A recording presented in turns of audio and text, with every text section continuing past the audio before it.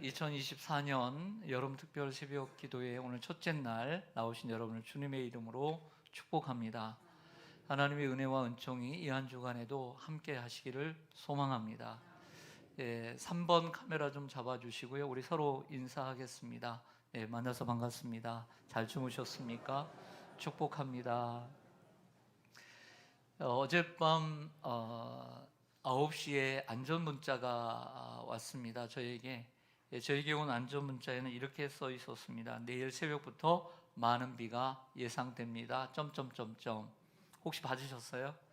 네, 겁먹진 않으셨어요? 네. 혹이라도 그 말에 겁먹고 오늘은 내일 새벽은 못 나가겠다 생각하신 분이 계셨다면 안타깝지만 비가 오지 않았습니다. 그리고 비가 또 간간히 내리긴 할 텐데요. 여러분 안전 조심하시고 하나님의 도우심 가운데 승리하시기를 소망합니다. 대부분의 운동 경기에는 하프타임이라고 하는 중간 시간이 있죠. 축구도 하프타임이 있고 야구도 잠시지만 보니까 5회 말을 마치고 잠시 쉬었다 다시 시작을 합니다. 1년으로 봤을 때 야구는 지금 하프타임입니다. 왜냐하면 올스타를 뽑고 그 올스타 게임을 하고 있는 것으로 알고 있습니다. 이러한 중간의 시간을 어떻게 보냈느냐에 따라 우리의 후반기가 충분히 달라질 수 있다는 거죠. 전반을 잘했다고 해서 후반을 계속 잘할 수 있는 건 아닙니다. 또 전반을 못했다고 해서 후반까지 그대로 끝난다는 보장도 없는 것이죠. 테니스라는 경기를 보더라도 그렇습니다. 저는 테니스를 한 번도 해본 적이 없습니다. 그러나 보는 건 참 좋아합니다. 지고 있던 선수가 화장실을 간다고 얘기를 합니다. 그러다가 어디가 아프다며 메디컬 타임을 불러서 쉬면서 심기일전하고 다시 시작해서 이기는 경우를 간간히 보게 됩니다. 반대로 전반전은 잘 이기고 있었는데 어떤 사소한 일로 멘탈이 나가서 후반전을 망치는 경우도 보게 됩니다. 자, 이런 것을 생각하면 인생이나 경기의 모든 승패는 우리의 마음가짐과 그리고 정신의 문제라고 할 수 있습니다. 대단히 중요합니다. 어떤 마음가짐과 어떤 정신을 가지고 후반전을 시작하느냐가 대단히 중요하다고 생각을 해요. 그래서 맥주감사절을 보내고 우리는 이제 새벽 기도회를 시작을 합니다. 특세를 하는데 오늘 이 한 주간도 하프타임이라고 생각을 합니다. 전반전 열심히 여러분들 살아오셨지만 여러분들 한 해의 우리 후반전 또 후반기도 오늘 이 말씀을 통해서 다시 한번 또 기도를 통해서 여러분들이 다시 시작할 수 있는 계기가 되었으면 좋겠습니다. 그래서 이번에 다시 시작하라고 하는 주제를 정하게 된 거고요. 오늘 그 첫 번째 시간은 잃어버린 자신감을 되찾자는 거죠. 그래서 자신감을 되찾으라 이렇게 해서 모든 제목들은 명령어로 되어 있습니다. 5번 모두 오늘 자신감을 되찾으라. 여러분 살아갈 자신감이 있으세요? 충만하세요? 저는 충만하다고 생각지 않거든요. 그래서 그런 분들이 있을 거라 생각을 해서 오늘 자신감을 되찾으라는 말씀을 드리고자 해요. 물론 지나친 자신감은 독이 되고 실패의 지름길이 됩니다. 지나친 자신감은 교만이라 할 수 있지요. 그래서 잠언 16장 18절에 보면 교만은 패망의 선봉이요 거만한 마음은 넘어짐의 앞잡이다 라고 했습니다. 이렇게 해서 넘어진 사람들이 허다합니다. 여러분 주위에도 그리고 매스컴에도 그런 사람들은 쉽게 발견할 수 있습니다. 성경에서도요 이러한 지나친 자신감으로 잘 나가다가 넘어진 사람이 한둘이 아닙니다. 그 중에 대표적인 인물을 한번 여러분들에게 소개하자면 베드로입니다. 베드로는 예수님의 말씀을 듣고 마태복음 26장 33절에 이렇게 얘기합니다. 모두 주를 버릴지라도 나는 주님을 버리지 않을 것입니다. 35절에는 이렇게 얘기합니다. 베드로가 이르되 내가 주와 함께 죽을지언정 주를 부인하지 않겠나이다 라고 호언장담을 하지요. 이날 베드로의 지나친 자신감은 독이 되었고 실패의 지름길이 되었습니다. 베드로의 이 지나친 자신감은 넘어짐의 앞잡이가 되었던 거죠. 그래서 예수님을 어떻게 합니까? 3번이나 부인하게 됩니다. 그러나 후에 베드로가 회복되어 쓴 베드로 전서를 보면 겸손으로 도배하고 있음을 알 수 있습니다. 이러한 지나친 자신감으로 실패한 인물을 한 명 더 여러분들에게 소개하고자 합니다. 그래서 오늘 여러분들에게 말하고 싶은 모세입니다. 잘 아시겠지만 모세는 아므람과 요게벳의 따뜻한 그리고 애틋한 사랑을 받아 물에서 건짐을 받습니다. 하나님의 특별한 섭리와 은총으로 그는 애굽 왕의 딸 바로의 그 딸의 공주가 되고 결국에는 그 나라의 왕자가 됩니다. 왕자로 신분이 바뀐 모세는 친엄마인 요게벳의 젖을 먹으며 자랐고 히브리 민족의 그 정체성을 잊지 않고 있었지만 그의 모습을 보며 너무 지나친 자신감으로 동족을 죽이게 됩니다. 내가 내 힘으로 40살이 되었을 때 내가 나의 힘으로 내 민족을 구원할 수 있다.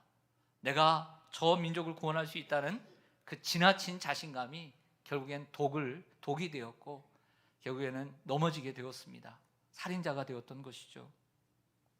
아무도 보지 않았다고 생각했지만 목격자가 있었고 그 사실은 그 다음 날에 만천하에 드러나고 맙니다. 목숨을 부지하기 위해 도망칠 수밖에 없었던 모세는 미디안이라고 하는 땅으로 도망을 갑니다. 그때의 나이가 한참 정말 펄펄하게 뛸 마흔이라는 나이였습니다.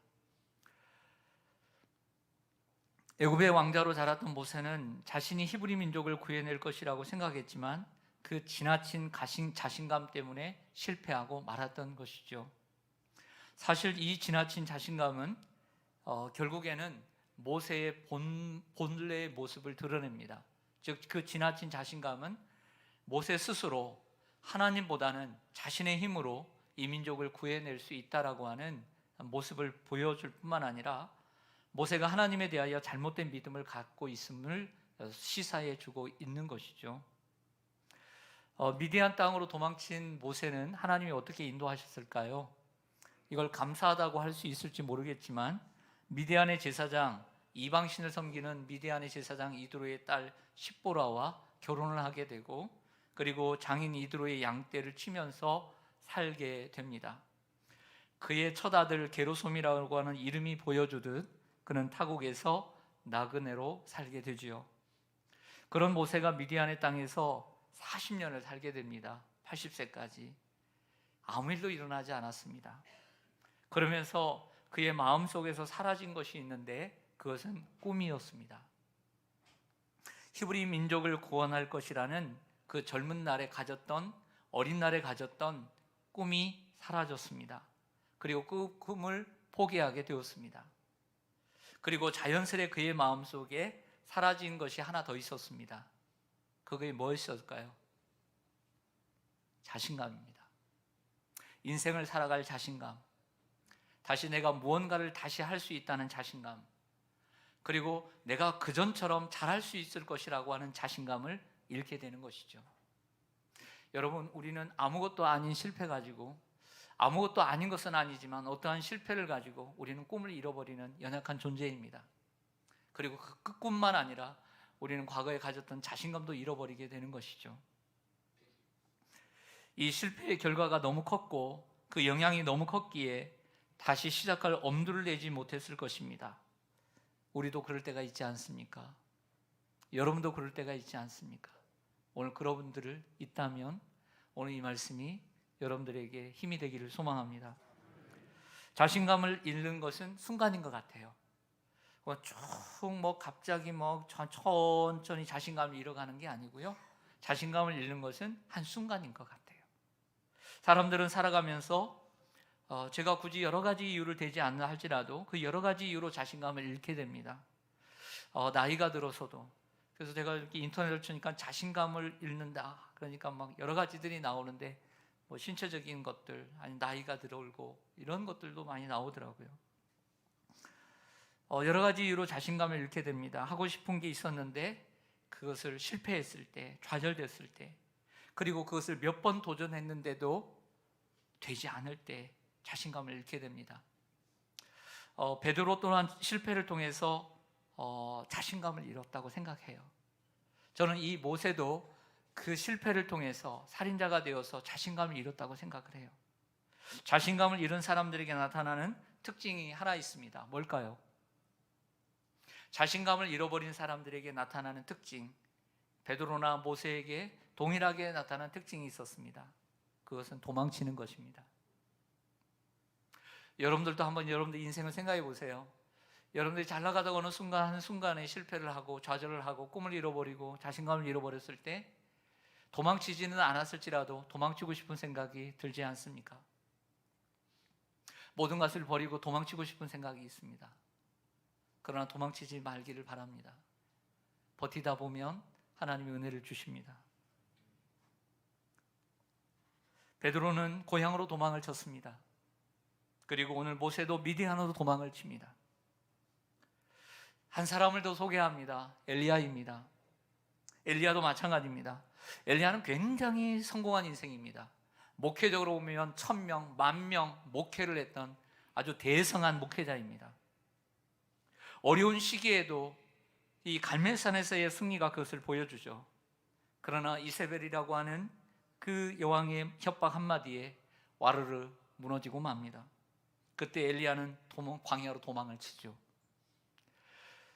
좌절과 그리고 자신감을 잃어버릴 때 나타나는 특징은 도망치는 것입니다. 여러분이 뭔가를 어딘가를 도망치고 싶다는 것은 여러분들이 자신감을 잃었다는 것입니다. 그리고 로뎀나무 아래에서 죽기를 구합니다. 베드로나 모세나 엘리야 모두 대단했던 인물들입니다. 그런데 실패하고 난 후 그들은 모두 도망쳤습니다. 그런데 그들에게 또 하나의 공통점이 있다는 것을 발견하게 되었습니다. 그것은 자신감을 잃었다는 것입니다. 베드로는 어떻습니까? 모두 주를 버릴지라도 나는 버리지 않겠습니다 라고 했던 자신만만했던 그가 자신감이 있습니까? 없습니다.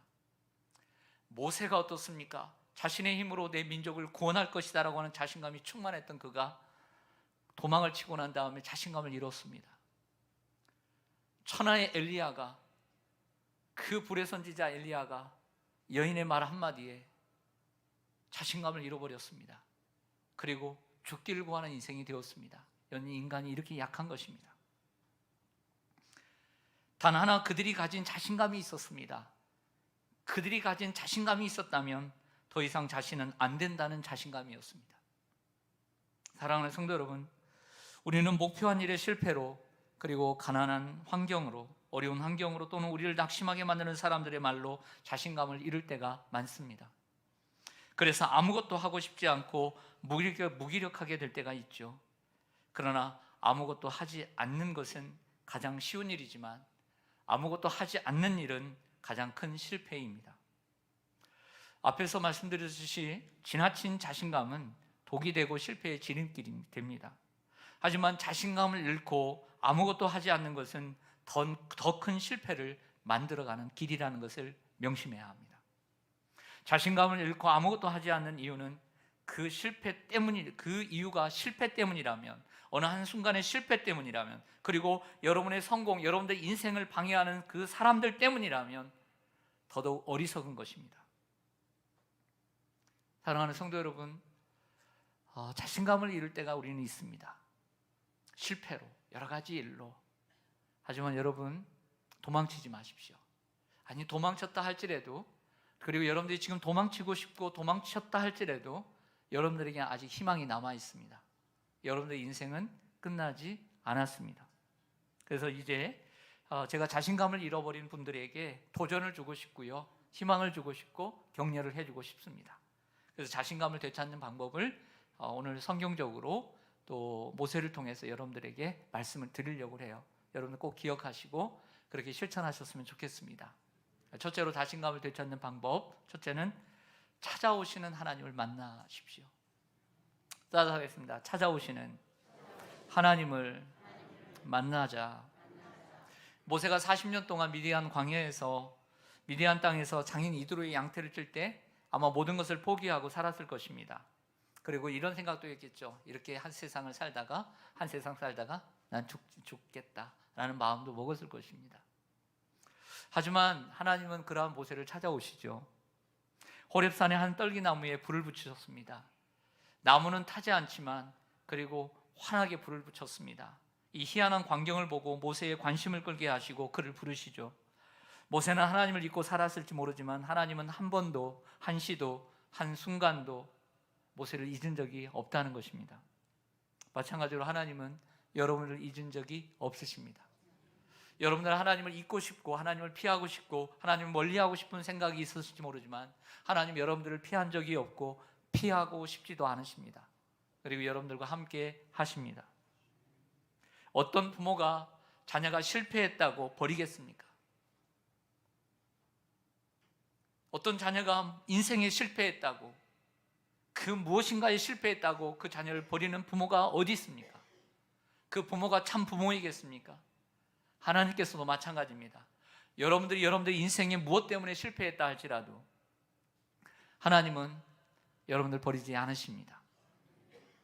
베드로도 예수님이 찾아오십니다. 베드로를 보세요. 실패를 했습니다. 자신감을 잃어버렸습니다. 자신감을 잃어버린 베드로를 찾아오셔서 그에게 먼저 아침 조반을 먹이십니다. 그리고 요한의 아들 시몬아, 내가 나를 사랑하느냐라고 물으시고 베드로를 용서하시고 그의 남아있는 상처를 싸매어 주십니다. 사랑이라는 약으로, 용서라는 약으로 발라주십니다. 그리고 그에게 자신감을 되찾게 해주십니다. 하나님은 엘리야에게도 찾아오셨습니다.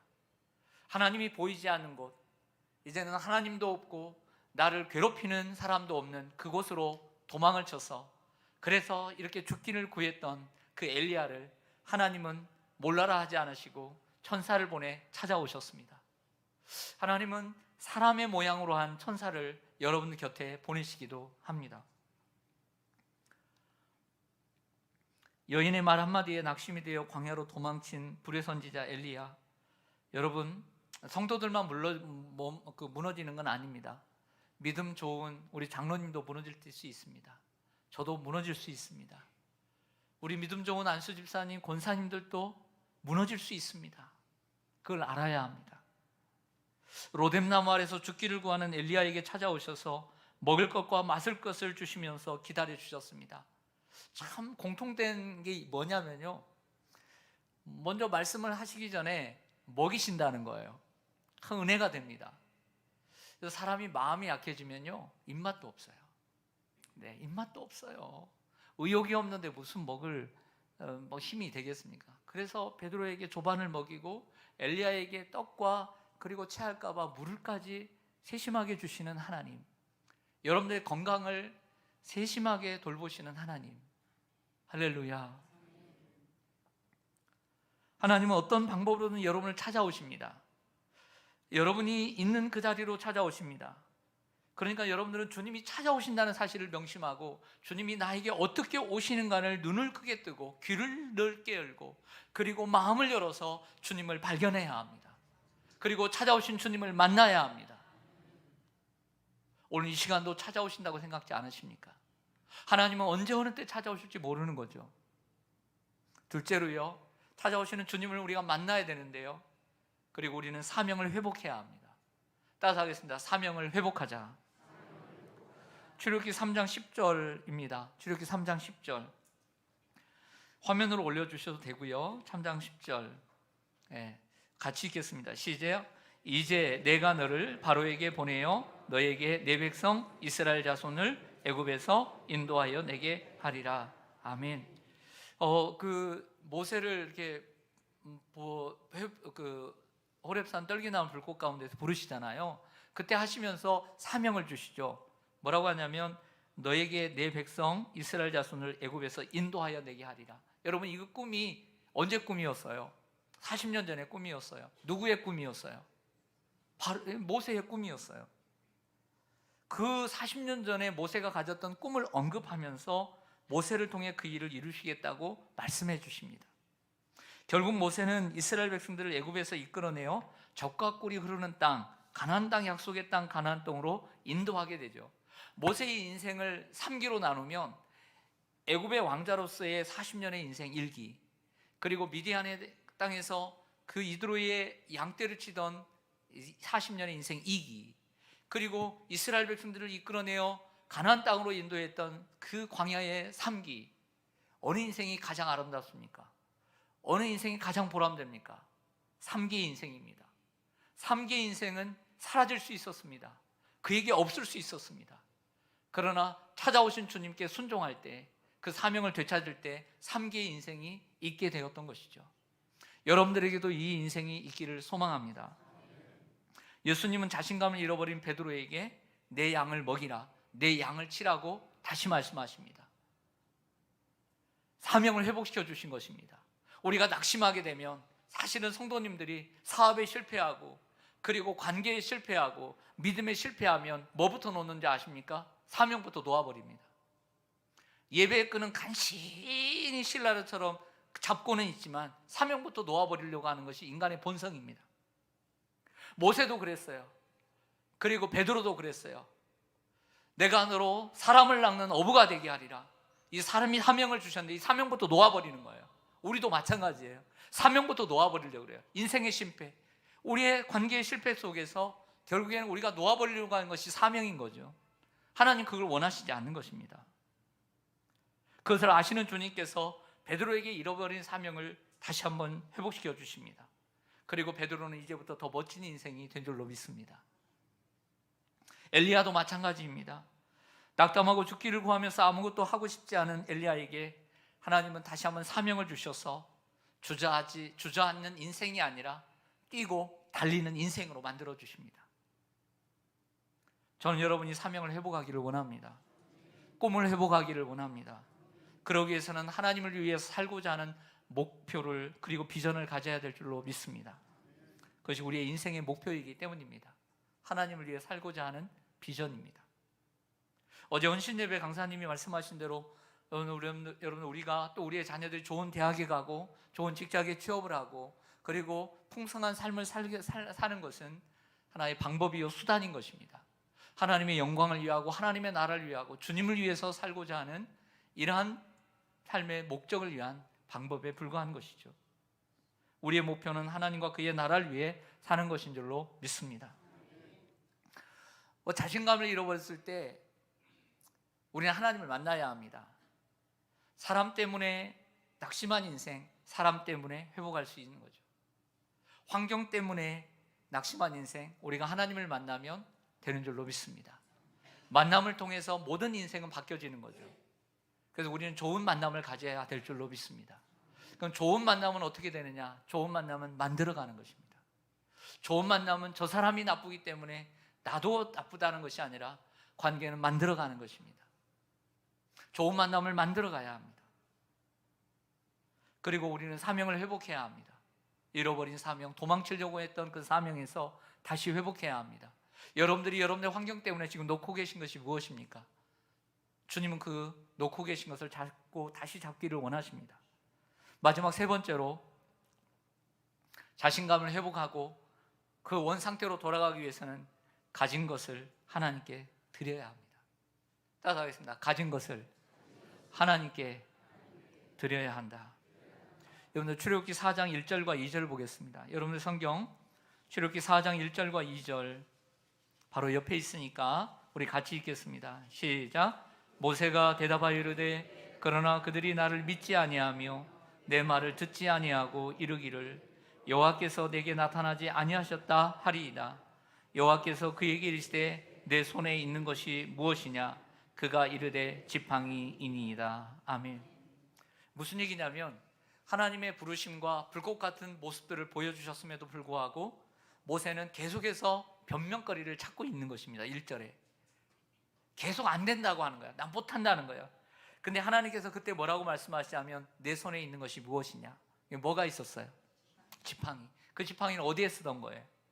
이드로의 양떼를 지키기 위해서 썼던 거예요. 지팡이와 막대기로 쓰는 거죠. 모세의 손에는 그 지팡이가 있었습니다. 여러분 잘 아시는 대로 그 지팡이는 뱀이 되었고요. 그리고 10가지의 기적을 일으키는 수단이 되었습니다.